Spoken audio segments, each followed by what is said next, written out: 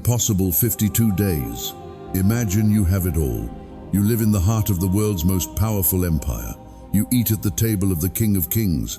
Your life is safe, prestigious, and comfortable. But then, a whisper comes from 1,000 miles away. A whisper of charred gates, broken walls, and a people living in absolute shame.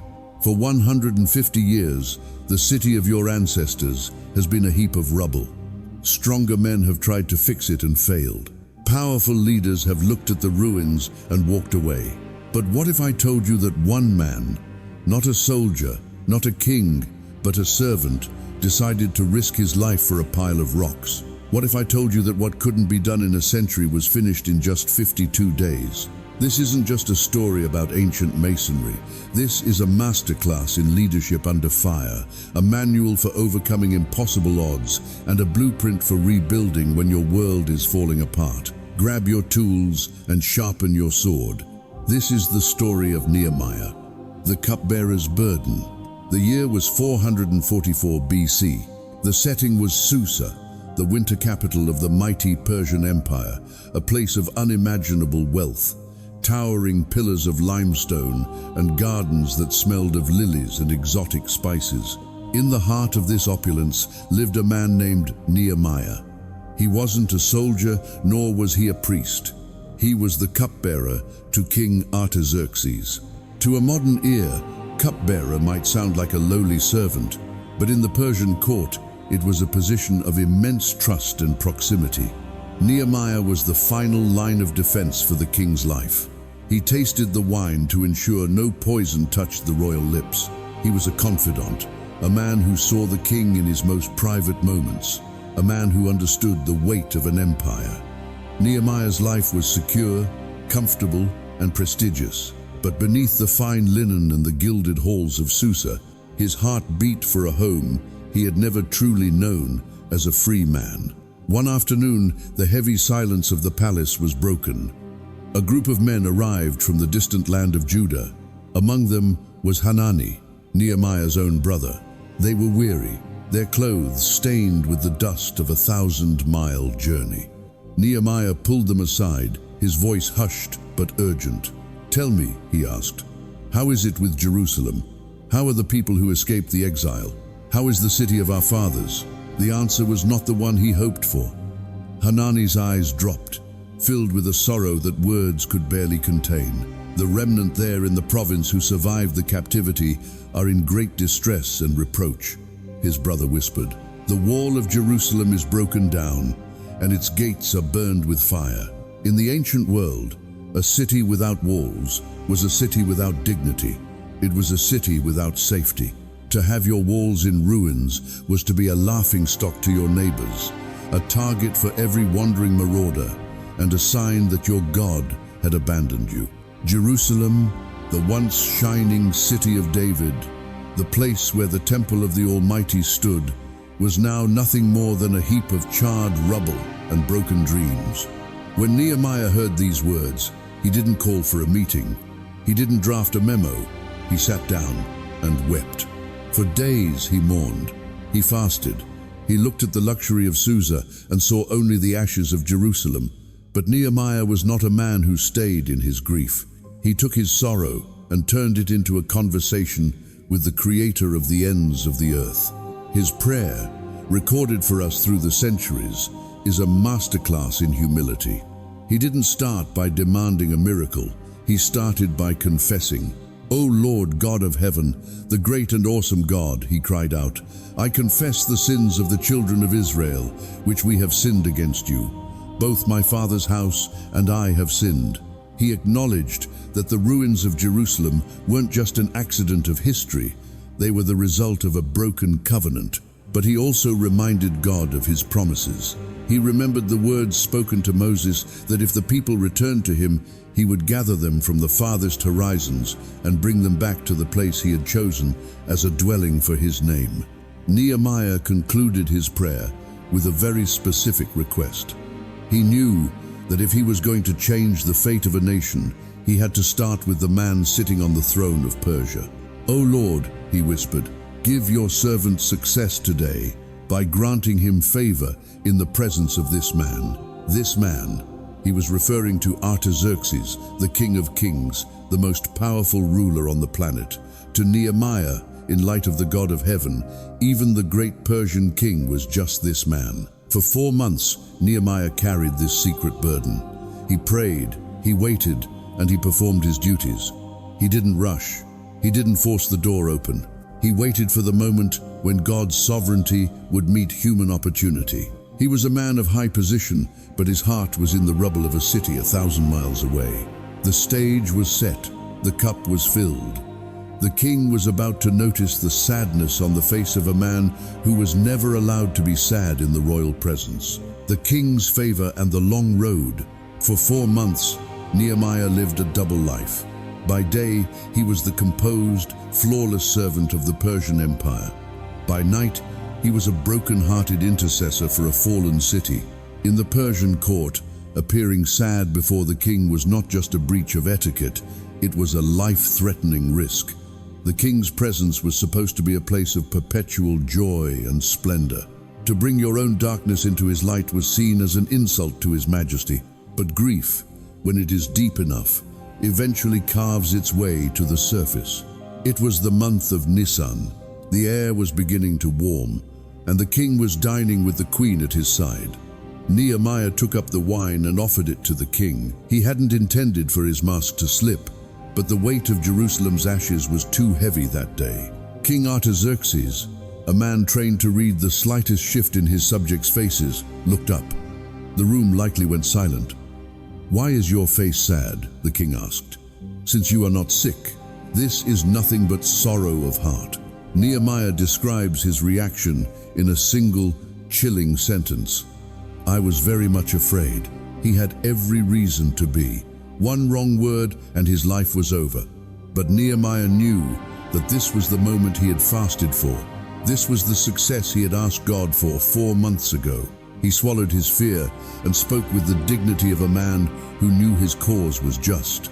"May the king live forever," he began, giving the traditional salute. "Why should my face not be sad when the city, the place of my father's graves, lies waste and its gates are burned with fire?" The king didn't call for the guards. Instead, he asked the question that every leader dreams of hearing from a superior. "What are you requesting?" Now, pay attention to what Nehemiah does next. It is perhaps the most famous quick prayer in history. Before he answered the most powerful man on earth, he says, "So I prayed to the God of heaven." It wasn't a long liturgical prayer. It was an arrow shot straight to the throne of God, a silent, split-second plea for wisdom. Then he spoke. And he didn't just ask for a vacation. Nehemiah showed that while he had been praying, he had also been planning. He was a man of faith, but he was also a man of logistics. "If it pleases the king," Nehemiah said, "send me to Judah, to the city of my father's graves, that I may rebuild it." He didn't stop at the what. He moved immediately to the how. He asked for letters to the governors of the provinces beyond the Euphrates to ensure safe passage. He asked for a letter to Asaph, the keeper of the king's forest, for timber not just for the gates, but for the citadel and for his own house. He was thinking about the supply chain, the security, and the infrastructure before he even left the room. The king, moved by a hand higher than his own, granted everything Nehemiah asked for. Nehemiah notes with characteristic humility, "And the king granted them to me according to the good hand of my God upon me." The journey from Susa to Jerusalem was not a short trip. It was a trek of nearly 1,000 miles across treacherous terrain, through territories filled with bandits and political rivals. But Nehemiah didn't travel like a lonely exile. He traveled as a royal governor, accompanied by a troop of Persian cavalry. As he crossed the borders, the letters from Artaxerxes were read, and the local governors realized that the Jewish problem in Jerusalem was now a matter of Persian state interest. However, not everyone was happy. As Nehemiah approached the region, word reached 2 men, Sanballat the Horonite and Tobiah the Ammonite official. These were local power brokers who had grown comfortable with a weak, defenseless Jerusalem. They were deeply disturbed, the text says, that someone had come to seek the well-being of the Israelites. Before Nehemiah even laid a single stone, the opposition was already mobilizing. The psychological warfare had begun. Nehemiah finally arrived in Jerusalem. He didn't hold a press conference. He didn't rally the troops immediately. He stayed quiet for 3 days, resting from the long journey, letting the dust settle, and observing. He knew that to lead people out of despair, he first had to understand the true depth of their ruin. Jerusalem was a ghost of its former self. The silence of the city was broken only by the wind whistling through the gaps in the stones. Nehemiah was there, the king's authority in his pocket, but the real work, the back-breaking, soul-testing work was about to begin. He was a cupbearer who had become a governor, a man of the palace who was about to become a man of the dirt. The long road from Susa was over. The harder road to restoration was just a sunrise away. The midnight inspection. Nehemiah had been in Jerusalem for 3 days. To the locals, he was perhaps just another visiting official from the Persian court, another man in fine robes sent to collect taxes or oversee minor administrative duties. But Nehemiah was carrying a secret. He hadn't told a soul what God had put into his heart to do for Jerusalem. He knew that in a city defined by its defeat, hope could be a fragile thing, and rumors could be deadly. On the third night, while the city slept under a blanket of heavy silence, Nehemiah rose. He didn't take a troop of soldiers. He didn't bring the priests. He took only a few trusted men and a single mount, the animal he rode upon. This is one of the most cinematic moments in the entire narrative. Imagine the scene, the moon casting long, jagged shadows across the valley of Kidron. The only sound is the rhythmic crunch of hooves on broken limestone. Nehemiah slipped out through the valley gate, moving like a ghost through the wreckage of his heritage. He went toward the Dragon Spring and the Dung Gate. He wasn't just taking a stroll, he was performing a cold, hard audit of disaster. He looked at the walls, or what was left of them. They weren't just fallen, they were broken down. The gates weren't just closed, they were consumed by fire. In some places, the heaps of rubble were so high and the terrain so treacherous that his mount could not even find a path to pass through. Nehemiah had to dismount. He walked the perimeter on foot, his sandals stepping over charred timber and stones that had been shifted by the hands of conquerors decades before. This was the reality check. It is one thing to hear about ruins from 1,000 miles away in the comfort of a palace. It is quite another to touch the cold, soot-stained rocks yourself. Why the secrecy? Why the midnight ride? Because Nehemiah understood a fundamental rule of leadership. Before you can give a vision to the people, you must have the facts in your bones. He needed to know the scale of the impossible before he asked anyone to believe it was possible. He was measuring the gap between the ruins he saw and the city he envisioned. Morning came, and the time for secrecy was over. Nehemiah gathered the priests, the nobles, the officials, and the common workers. These were people who had lived among the ruins for years. They had grown used to the shame. They had looked at those broken walls every day until the rubble became invisible to them, just a part of the landscape of their failure. Nehemiah stood before them. He didn't start with a rebuke. He started with an invitation to honesty. "You see the distress that we are in," he said. Notice that word, we. He didn't say, "You people have a mess here." He said, "We are in this together. Jerusalem lies waste," he continued, "and its gates are burned with fire. Come and let us build the wall of Jerusalem, that we may no longer be a reproach." Then he gave them the fuel they needed to move. He told them about the hand of his God, which had been good upon him, and he told them the words that King Artaxerxes had spoken. He gave them a reason to believe that the heavens were moving and the earth's most powerful empire was backing them. The response was an explosion of suppressed hope. The people didn't complain about the weight of the stones or the heat of the sun. They said, in one voice, "Let us rise up and build." They strengthened their hands for this good work.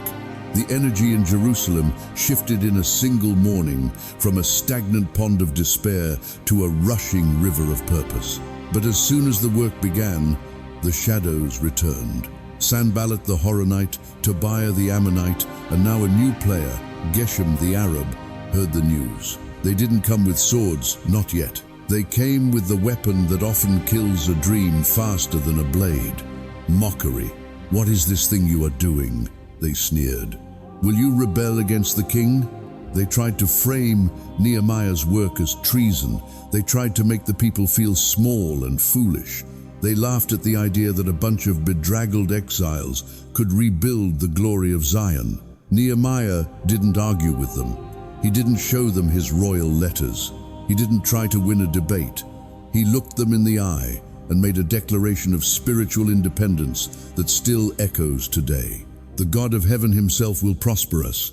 Therefore we, his servants, will arise and build, but you have no heritage or right or memorial in Jerusalem." Nehemiah wasn't building a wall for the sake of architecture. He was building a boundary between the people of God and those who sought to keep them in the dust. The inspection was over. The invitation was accepted. The battle lines were drawn. A mind to work. The sun rose over Jerusalem, but it didn't find the city in its usual state of lethargic despair. Instead, it revealed a hive of activity that hadn't been seen in generations. The silence of the ruins was shattered by the rhythmic clink of metal on stone, the shouting of commands, and the heavy thud of limestone blocks being hoisted into place. Nehemiah had done more than just give a speech. He had designed a masterpiece of organizational logistics. If you read the 3rd chapter of Nehemiah, it might look like a tedious list of names and locations. But to a modern leader or a project manager, it is one of the most brilliant blueprints for community mobilization ever recorded. Nehemiah understood a fundamental human truth. People will work harder, faster, and with more heart if they have skin in the game. His strategy was simple yet revolutionary. He assigned groups to repair the sections of the wall that were directly in front of their own houses. Think about the psychological impact of that. If you are building a wall 3 miles away from your home, you might cut corners. But if you are building the very stones that protect your wife, your children, and your elderly parents while they sleep, you will make sure those stones are set perfectly. You will check the mortar twice. You will stay late into the evening to ensure there are no gaps. Nehemiah aligned the survival of the city with the survival of the family. The scene at the wall was a beautiful, chaotic mosaic of Jewish society. This wasn't a professional construction crew from the Persian Empire. This was a volunteer army of citizens. Leading the way was Eliashib, the high priest. He didn't stand on a podium and give a benediction. He rolled up his sleeves, gathered his fellow priests, and went to work on the sheep gate. They set the beams and hung the doors, sanctifying the work through their labor. This sent a powerful message to everyone else. No one is too important to carry a stone. No one is too holy to get their hands dirty. Next to the priests, you had the men of Jericho. Next to them, Zacchaeus. And then, the list of workers gets truly interesting. You see, goldsmiths, men whose hands were accustomed to the delicate shaping of jewelry and fine ornaments, now lifting heavy, jagged rocks. You see perfume makers, men who spent their days blending aromatic oils and incense, now breathing in the thick, suffocating dust of charred ruins. This is a detail that resonates deeply with the American spirit. The idea of the citizen, soldier, or the everyday hero. These weren't masons by trade. They were artisans, shopkeepers, and farmers who realized that their specialized skills didn't matter if the foundation of their community was in pieces. They adapted, they learned, they labored. The narrative even highlights Shallum, a district ruler who worked alongside his daughters. In a patriarchal ancient world, the mention of these women standing in the dust, helping their father rebuild the defenses of their people, is a striking testament to the all-hands-on-deck nature of Nehemiah's vision. Every demographic, every social class, and every trade was represented on that wall. But Nehemiah's account is also brutally honest. Not everyone was a hero. He mentions the nobles of Tekoa, who did not put their necks to the work of their lord. Even in the middle of a miracle, there are always the slackers, those who feel they are above the manual labor or who are too invested in their own comfort to contribute to the common good. Nehemiah doesn't dwell on them, but he records their names as a warning. History remembers those who build, and it also remembers those who stand by and watch. As the days turned into weeks, the wall began to take shape. You could see the gaps starting to close. The gates began to rise. There was the fish gate, where the merchants brought their catch from the coast. There was the old gate, the valley gate, and the dung gate, the humble but necessary portal through which the city's waste was removed. Each gate represented a different function of a healthy, living city. The sound of the city had changed. It was no longer the sound of wind whistling through ruins. It was the sound of progress. There is a specific kind of energy that happens when a community stops complaining about what they've lost and starts focusing on what they can build. That energy was palpable in Jerusalem. However, Nehemiah knew that the higher the wall grew, the more the surrounding nations would panic. A pile of rubble is no threat to anyone. A rising wall is a declaration of sovereignty. As the stones were stacked higher, the eyes of the enemies grew narrower. The mind to work was there, but the will to fight was about to be tested. Nehemiah was watching the horizon, knowing that the greatest challenges weren't the heavy stones, but the people who wanted to see those stones fall back into the dust. The honeymoon phase of the project was over.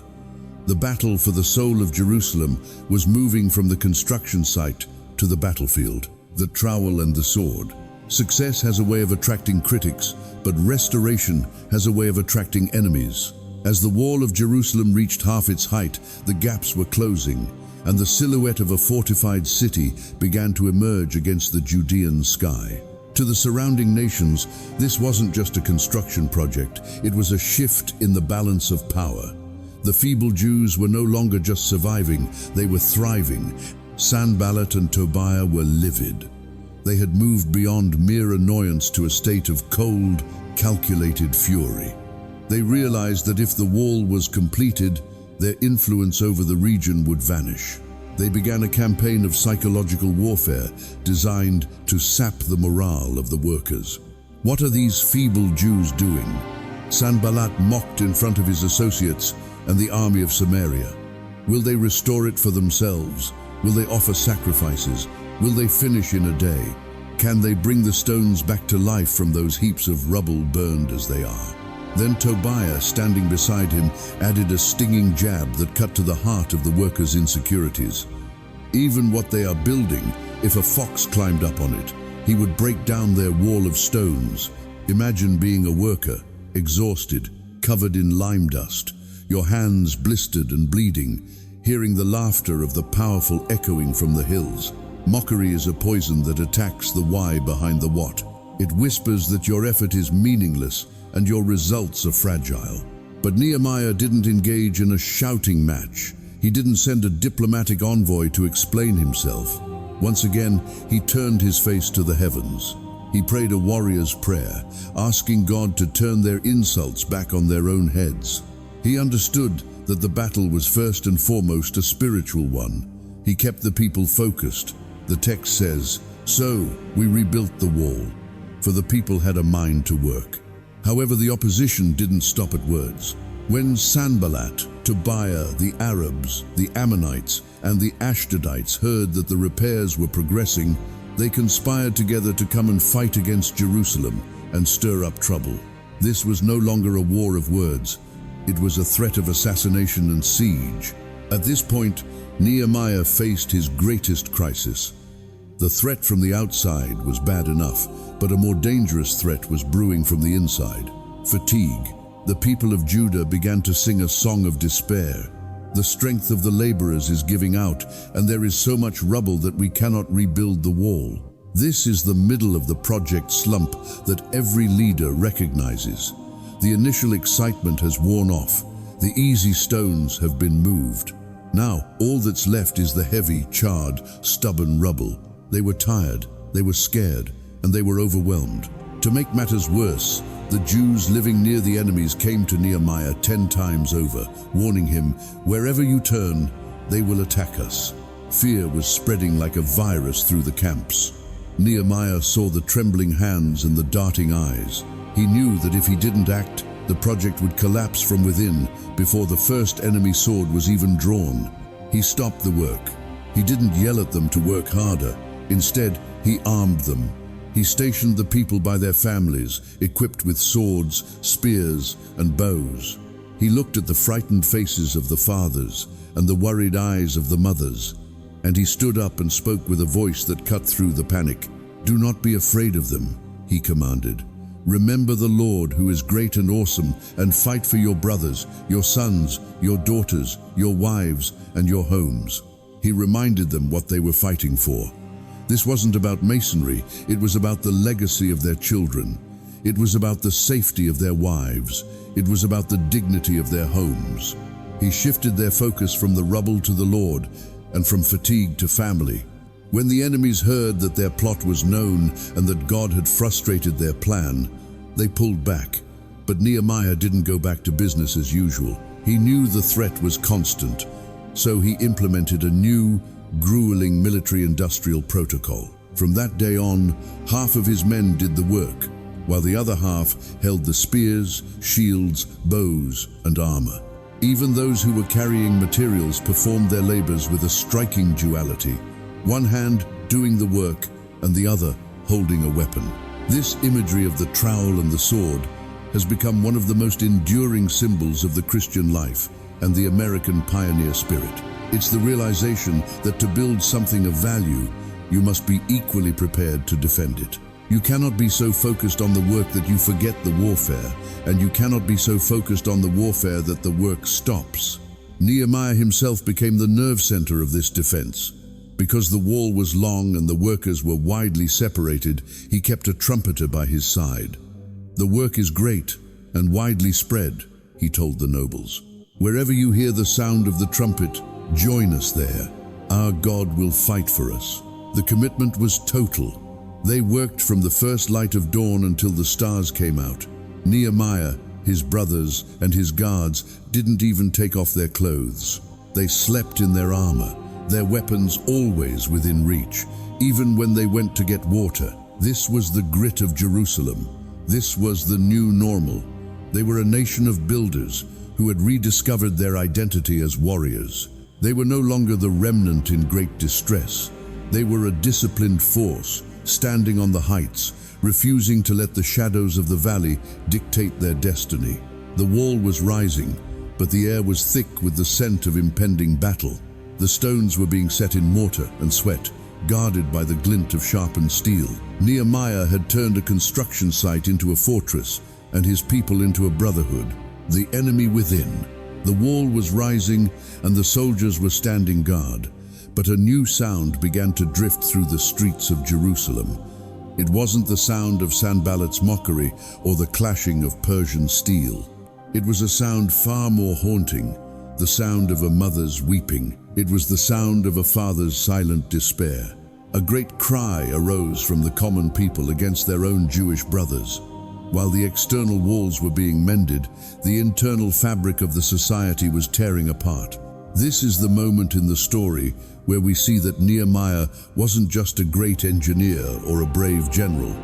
He was a man of profound justice. The situation was dire.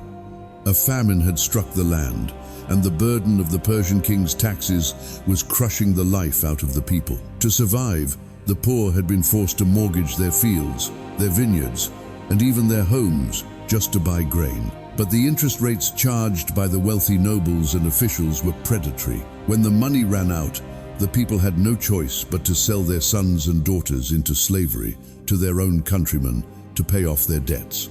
"We are of the same flesh and blood as our brothers," the people cried out to Nehemiah. "Our children are as good as theirs, yet we are forced to see our daughters sold into bondage.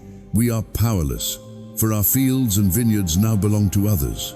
When Nehemiah heard this, he didn't just feel a mild annoyance. He says, "I was very angry." In leadership, there is a time for a holy anger, a refusal to tolerate the exploitation of the vulnerable. But notice what Nehemiah did with his anger. He didn't have a public meltdown. He says, "I took counsel with myself." This is a profound lesson for anyone in a position of power. He paused. He reflected. He didn't let his emotions drive his actions. He let his principles drive his emotions. After he had mastered himself, he turned his focus to the nobles. He called a great assembly, bringing the issue into the light of day. He didn't pull the leaders aside for a quiet, backroom deal. He confronted them in front of the people they were hurting. "What you are doing is not good," Nehemiah declared. His voice must have echoed off the very stones they had been working so hard to stack. "Should you not walk in the fear of our God to avoid the reproach of our Gentile enemies? I and my brothers and my men are also lending the people money and grain. But let us stop this usury. Give back to them this very day their fields, their vineyards, their olive groves and their houses, and also the interest you are charging them." He challenged the leaders to look beyond their balance sheets and see the souls of their brothers. He reminded them that while they were trying to build a wall to keep the enemies out, their greed was destroying the very people the wall was meant to protect. The weight of Nehemiah's own integrity was so heavy that the nobles couldn't argue. They didn't offer excuses about market rates or economic necessity. They were shamed by the truth. "We will give it back," they said, "and we will not demand anything more from them. We will do as you say." Nehemiah didn't just take their word for it. He called the priests and made the nobles take an oath. Then he performed a dramatic, prophetic gesture that would have gripped the heart of every person watching. He took the folds of his robe and shook them out. In this way, he shouted, "May God shake out of their house and possessions anyone who does not keep this promise. So may such a person be shaken out and emptied." And all the people said, "Amen," and praised the Lord. The internal crisis was averted because a leader was willing to speak truth to power, even when that power resided within his own ranks. But Nehemiah's leadership wasn't just about what he told others to do. It was about how he lived his own life. For 12 years, from the time he was appointed governor in the land of Judah, Nehemiah refused to eat the governor's food allowance. In the ancient world, and even in many parts of the world today, being a governor meant living in luxury at the expense of the taxpayers. The governors before him had placed heavy burdens on the people, taking bread and wine and 40 shekels of silver. Even their assistants lorded it over the people. But Nehemiah says 4 words that should be the motto of every public servant: "But I did not." Why? Because of the fear of God. He didn't use his position for personal gain. He didn't acquire land for himself while the people were struggling. Instead, he stayed focused on the wall. He fed 150 people at his own table every day, officials and commoners alike, using his own resources. He was a governor who served the people rather than a people who served the governor. By resolving the internal injustice, Nehemiah did something more important than laying stones. He restored the heart of the city. He proved that Jerusalem was worth defending not just because of its history, but because of its character. A city that cares for its poor and holds its leaders to a standard of integrity is a city that can never truly be conquered. The wall was almost finished. The gates were about to be hung. The external enemies were frustrated, and the internal wounds were healing. But the greatest test of Nehemiah's personal resolve was still to come. The enemies were about to move from threats of war to the more subtle, more dangerous tactics of deception and character assassination. 52 days to glory. The wall was finished. The gaps were closed. The gates were swinging on their hinges. But before the celebration could begin, Nehemiah had to face one final, desperate assault, not against the wall, but against his own character. When Sanballat and Tobiah realized that the physical defense of Jerusalem was complete, they changed their strategy from military threat to personal entrapment. They sent a message to Nehemiah: "Come, let us meet together in one of the villages on the plain of Ono." It sounded like an invitation to a peace summit, a diplomatic end to a long conflict. But Nehemiah, with the discernment that had guided him since Susa, saw through the ruse. He knew they intended to do him harm. His response has become a rallying cry for every person who has ever felt distracted by the noise of critics while trying to accomplish a significant goal. He sent messengers back with a simple, defiant answer: "I am doing a great work, so that I cannot come down. Why should the work cease while I leave it and go down to you?" They sent the same invitation 4 times. 4 times Nehemiah gave the same answer. He refused to let the urgent and the dangerous distract him from the important. When they tried to blackmail him with false reports of rebellion, and when a false prophet tried to lure him into the temple to hide for his life, Nehemiah stood his ground. "Should such a man as I flee?" he asked. He would not compromise his integrity or his courage, even to save his skin. And so, on the 25th day of the month of Elul, the impossible happened. The wall of Jerusalem was completed in just 52 days. When the surrounding nations heard the news and all the enemies saw it, they were disheartened in their own eyes. Why? Because even they had to admit that this work had been accomplished with the help of the God of the Israelites. It wasn't just a triumph of Jewish labor, it was a testimony of divine favor. But for Nehemiah, the stones and the mortar were never the final goal. A city is not defined by its walls, but by the people who live within them. The physical restoration was complete, but the spiritual restoration was just beginning. As the 7th month arrived, the people gathered as one man in the open square before the Watergate. This wasn't a mandatory government assembly. It was a hunger from the heart. They called for Ezra the scribe to bring out the book of the law of Moses. From the first light of dawn until midday, Ezra stood on a high wooden platform and read the word of God. Imagine the scene. Thousands of men, women, and children standing in the heat, listening in rapt silence.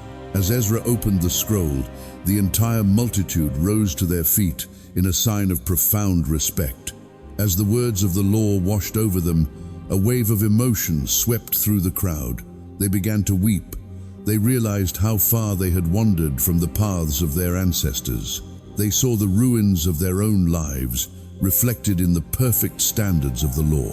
The sound of mourning filled the square, but Nehemiah the governor and Ezra the priest stepped forward to change the atmosphere. "This day is holy to the Lord your God," they told the people. "Do not mourn or weep. Go and enjoy choice food and sweet drinks, and send some to those who have nothing prepared. Do not grieve, for the joy of the Lord is your strength." This is a pivotal moment in the Judeo-Christian tradition. It was the realization that true strength doesn't come from a wall of stone, but from a heart that is right with its Creator. They celebrated the Feast of Tabernacles, building temporary shelters of branches and palm fronds, remembering their journey through the wilderness. There had not been a celebration like it since the days of Joshua. Finally, the day of dedication arrived. Nehemiah wanted the world to hear the sound of Jerusalem's gratitude. He appointed 2 great choirs to give thanks. One choir walked to the right along the top of the wall, and the other walked to the left. They were accompanied by trumpets, cymbals, harps, and lyres. Can you picture it? 2 massive processions of singers and musicians walking high above the ground on the very walls they had built with their own hands. They met at the temple, their voices joining in a thunderous chorus of praise. The text says that the joy of Jerusalem was heard from afar. The sound of their victory traveled over the hills, reaching the ears of the very enemies who had once mocked them. Nehemiah's story concludes with a series of reforms. Even after the wall was built and the songs were sung, he continued to fight for the integrity of his people. He enforced the Sabbath, ensuring that the holy day wasn't turned into a marketplace. He addressed the issue of foreign marriages that threatened to dilute the spiritual identity of the nation. He was a leader who never turned off. He knew that restoration is not a destination, but a constant process of vigilance. His final words in the book are a simple, humble prayer that echoes through the halls of time. "Remember me, O my God, for good." Nehemiah didn't ask for a monument. He didn't ask for his name to be carved into the stones of the wall. He simply asked that his faithfulness be noted by the only one whose opinion truly mattered. Today, the wall that Nehemiah built is mostly gone, buried under layers of history and new constructions. But the wall of Nehemiah lives on in every person who looks at a ruin and sees a future. It lives on in every leader who refuses to come down from their great work to argue with critics. It lives on in every community that realizes they are stronger together, with a trowel in one hand and a sword in the other. Nehemiah was the man who rebuilt the wall, but in doing so, he helped God rebuild a people. And that, in the end, is the greatest work of all, more than just stones. As we close the final pages of Nehemiah's journal, we're left with more than just a history lesson. To me, the most striking thing about this book isn't the speed of the construction, it's the character of the builder. Nehemiah reminds us that we are all rebuilders in some way. We all face ruins in our lives, whether it's a broken relationship, a struggling community, or a dream that's been burnt to the ground. The Nehemiah way tells us that it's okay to weep for what's lost, but we cannot stay in the dust. We have to pray, we have to plan, and we have to pick up the first stone. His life teaches us the power of the trowel and the sword, the balance of doing the work while being ready to defend your progress. It's a reminder that true restoration starts on the outside with walls, but it only lasts when it changes the hearts on the inside.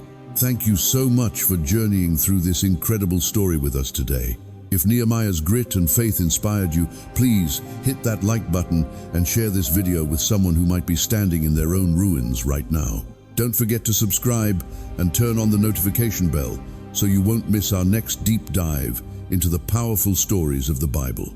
I'd love to hear from you in the comments. Which part of Nehemiah's leadership resonated with you the most? Your feedback helps us grow this community and keep bringing these ancient truths to life. Until next time, keep building, stay vigilant, and remember, the joy of the Lord is your strength. See you in the next chapter.